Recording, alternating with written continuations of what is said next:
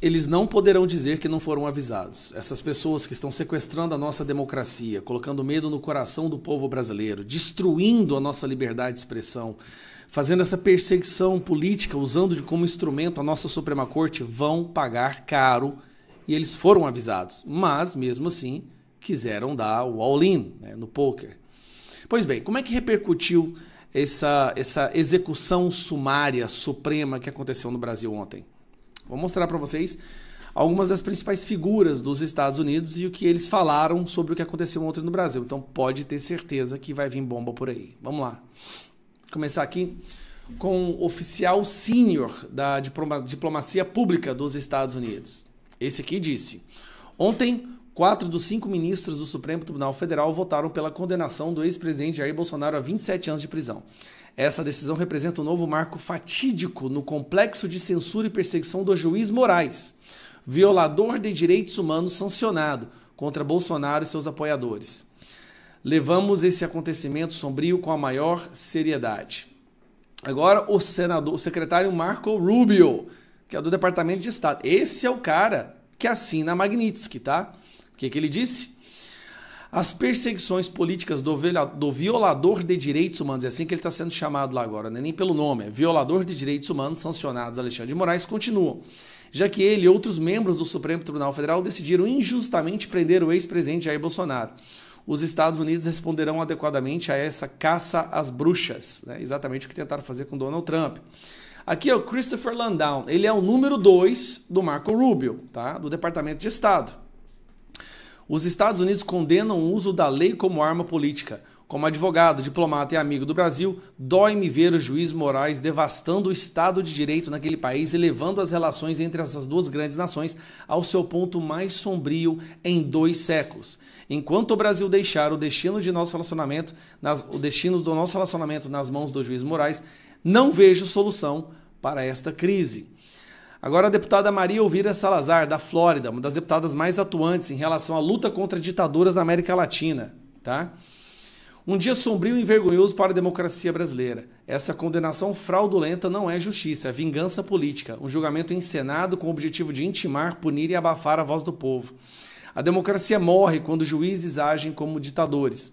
O povo brasileiro merece tribunais justos, eleições livres e líderes escolhidos nas urnas, e não condenados em julgamentos secretos. O mundo está de olho. Devemos apoiar a democracia brasileira e combater esse vergonhoso abuso de poder. Aqui a embaixada dos Estados Unidos no Brasil. A embaixada disse: as perseguições políticas conduzidas pelo sancionado violador de direitos humanos Alexandre de Moraes continuam, uma vez que ele e outros membros ela copiou exatamente o que o senador Marco Rubio colocou aqui. Agora, nós vamos no final. Este é Jason Miller. Jason Miller já esteve no Brasil, foi detido no aeroporto por Alexandre de Moraes, quando ele era membro do Getter, né, um aplicativo de rede social. É um dos principais conselheiros do Donald Trump. Daqui vai. Vou colocar a tradução. O veredito de hoje no STF contra o presidente Bolsonaro foi politicamente orquestrado pelo corrupto Alexandre de Moraes. Corrupto, porque ele falou crooked e corrupto, né? Vigarista e corrupto Alexandre de Moraes é uma vergonha completa para os ideais da democracia e justiça judicial. Continuando aqui, ó, vamos lá. Abrir esse aqui e vamos traduzir. Não basta ele querer jogar o presidente Bolsonaro na cadeia, Moraes quer ver o presidente Bolsonaro morrer na prisão. É literalmente uma sentença de prisão perpétua. E vamos para mais. Esta foi uma caça às bruxas projetada para eliminar um oponente político usando exatamente o mesmo manual de justiça usado contra Donald Trump. Considere como o resultado foi manipulado antes mesmo do julgamento começar. 3 dos 5 juízes que consideravam o caso já haviam decidido o resultado com bastante antecedência. E aí ele continua. Traduzir todos, né? De Moraes, o justiço que liderou a perseguição, é inimigo declarado do presidente Bolsonaro. O Zanin, o ministro Zanin, atual current president, foi o advogado pessoal do atual presidente. Cara, aqui ele destrói tudo, meu. O juiz Dino foi ministro da Justiça e tem um processo ativo contra o presidente. Ele tem um processo contra o presidente. Com 3 juízes em conflito aberto em cada 5, a imparcialidade é impossível. E, ao contrário dos Estados Unidos, não há Tribunal Superior de Apelação. Esse painel tem a palavra final. Não havia nenhuma outra... e piora, se você consegue imaginar que não havia nenhuma prova contra o presidente que o ligasse a qualquer um dos protestos em questão. Nenhuma prova. O presidente Bolsonaro nem estava no Brasil quando os protestos aconteceram. Ele já havia deixado o cargo e estava viajando com a família. A defesa do presidente Bolsonaro foi obstruída e motivada pela coerção da acusação, não por provas.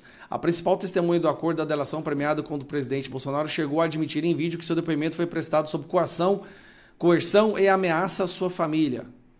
Então, de onde nós vamos daqui? Então, para onde vamos a partir daqui? Nosso trabalho apenas começou. O povo brasileiro jamais se calará. O mundo nunca ficará em silêncio e eu nunca ficarei em silêncio. Ele continua. Embora eu não possa falar oficialmente pela administração do Donald Trump, prometo a vocês isso. Os juízes fraudulentos que perpetraram essa guerra jurídica contra o presidente e o povo do Brasil serão lembrados e responsabilizados por suas ações antidemocráticas. Todos os dias, pelo resto de suas vidas miseráveis. Nós vamos vencer, nós venceremos essa batalha. Nós salvaremos a democracia do Brasil. E nós iremos libertar Bolsonaro. Vocês têm a minha presença. Vocês têm a minha promessa. Bom, só queria passar para vocês que não ficou muito bom. Eles vão entender agora, esses ditadores do Brasil, e eu tenho certeza que eles vão prender muitos de nós ainda, tá? Eu sei que eu estou no alvo, mas eu não vou parar de falar. Eu só sei de uma coisa: toda essa injustiça vai ter retribuição. Todas essas pessoas serão responsabilizadas. O Brasil vai voltar a ser uma democracia e não vai demorar muito. Porque agora nós temos uma ajuda de fora. Aqui dentro está tudo sequestrado e quem poderia fazer alguma coisa está cagando de medo. Cagando de medo. É isso que eu não consigo suportar. Ter medo de ser preso agora é entregar os seus filhos para a prisão. É entregar os seus netos. Como que um adulto faz isso? Como que um pai, como que uma mãe faz isso? Não, eu vou me proteger agora. Deixa que os meus filhos e os meus netos vivam na prisão. Deixa eu aproveitar um restinho de liberdade. Isso é um absurdo, isso é uma covardia. Você não é digno de ser um pai ou uma mãe, Cara, não consigo entender. Se tiver que ser preso, que sejamos nós e não os nossos filhos e netos. É tão simples, isso é tão básico. Mas vamos lá, nós vamos continuar lutando, não vamos desistir. CPMI da Vaza Toga vai ser uma bomba, porque vai anular esse processo totalmente quando se mostrar que o que o Bolsonaro falou era verdade, e nós vamos lutar pela anistia também. Enquanto isso, vai vir bomba de fora. Eu vou te explicar rapidamente o que está acontecendo nesse momento em Londres, inclusive uma das maiores manifestações que já aconteceram em Londres. A Inglaterra está indo para as ruas como nunca visto antes. Eu vou te explicar e você vai entender o quanto que a imprensa é podre. Assim, o que eles fizeram, essa questão de demonização daqueles que pensam diferente, que acabou levando ao assassinato do Charlie Kirk e várias ameaças de assassinato para cima do Nicolas Ferreira, Pavanato, Eduardo Bolsonaro, para mim... Eles não aprendem nunca, eles estão fazendo nesse momento exatamente a mesma coisa. Primeiro, vamos lá. O que está acontecendo em Londres nesse momento é histórico. Eu vou mostrar algumas imagens aqui, tá? Vamos lá. Eles estão falando, a imprensa está querendo dizer que nessa manifestação que você está vendo aqui, ó, tem 100 mil pessoas. Peraí, olha isso aqui e me fala... Você pode ser a pessoa mais leiga do mundo. Me fala uma coisa, aqui tem só 100 mil pessoas? Olha isso daqui, eu vou acelerando, eu vou jogando para frente. 2, 3 quarteirões já. Olha isso aqui. Já estou indo para o final do vídeo.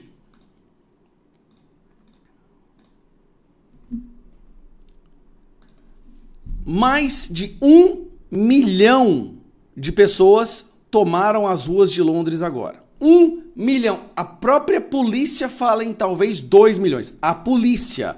Mas a imprensa brasileira quer te convencer, e a imprensa internacional quer te convencer que é 100 mil. Tá. Você entendeu a gravidade? Tá, mas o que está acontecendo em Londres para esse tanto de gente estar indo para a rua? Já há alguns anos, um jornalista chamado Tommy Robinson fez um documentário mostrando o alarmante número de crianças britânicas que estavam sendo violentadas por imigrantes ilegais. Em grande número do Paquistão. Ele pegou os pais dessas crianças, ele fez um documentário, pegou os relatos de todas elas e publicou. Quando ele publicou esse documentário, que era baseado em fatos, em BOs, em pais, nas próprias crianças que cresceram depois e falaram o que aconteceu com elas, ele foi preso. Ele foi preso pelo governo, pela justiça britânica, porque de acordo com eles o que ele estava fazendo era discurso de ódio e era xenofobia. Deixa eu te explicar como é que está a situação na Inglaterra agora. Vou dar um exemplo. Eu fiz um vídeo recentemente, mas se você não viu, eu vou falar só um exemplo aqui, tá? Uma criança foi sequestrada por um grupo de imigrantes ilegais levada para uma casa. Ela foi embebedada, acho que ela tinha 11, 12 anos. Ela foi embebedada e eles a violentaram. Ela conseguiu fugir, ligou para a polícia e pediu para a polícia ir lá salvar ela. A polícia chegou, bateu na porta, tinha aquele tanto de marmanjo lá e ela estava lá toda violentada, drogada. Bêbada. E drogada, eles tinham drogado ela também. Eles acusaram ela e prenderam ela. Porque lá, se um policial prende um imigrante ilegal, ele perde o emprego, ele pode ser preso, porque a justiça lá defende o imigrante ilegal contra o próprio britânico. Se você levantar uma bandeira da Inglaterra, do Reino Unido, em qualquer lugar, você vai preso. Lá, na situação de censura e perseguição por opinião, lá tá pior que o Brasil. E recentemente tem acontecido isso, né? Denúncias de pessoas. Recentemente, não sei se você viu, mas uma menina que... Porcaria aqui. Uma menina que enfrentou uns imigrantes ilegais que estavam indo para cima dela para violentar ela. Ela puxou um facão e uma foice. E aquilo virou um símbolo na Inglaterra. Porque ela não ia aceitar ser violentada. Só que, obviamente, a polícia foi para cima dela e para a família dela. Chegando no finalmente aqui. Nós tivemos o evento do Charlie Kirk e a esquerda britânica começou a celebrar a morte do Charlie Kirk. O Tony Robinson, que ficou preso durante muito tempo, ficou na solitária, por falar a verdade. O Tony Robinson organizou e chamou para essa manifestação. E o que a imprensa brasileira faz? Ultradireita no Reino Unido leva mais de 100 mil às ruas e recebe apoio de Elon Musk. Ultradireita. O que é isso aqui?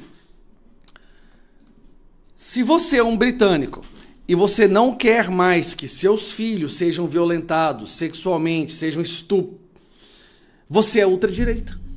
Se você quer que a imigração passe por um crivo, que entre pessoas que realmente não representem risco de morte às crianças britânicas, você é ultradireita.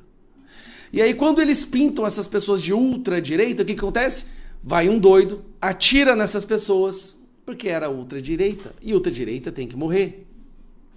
Olha só, grande manifestação em Londres organizada por nacionalista anti-islã. Ele não é anti-islã e não é anti-imigração. Eu conheço, isso aqui é o mesmo caso do Charlie Kirk, gente. Ele não é anti-islã nem é anti-imigração. Ele só pede que a cultura que está entrando lá não extermine a cultura britânica. Ele só pede que a imigração seja feita pelo processo legal, que tem um crivo.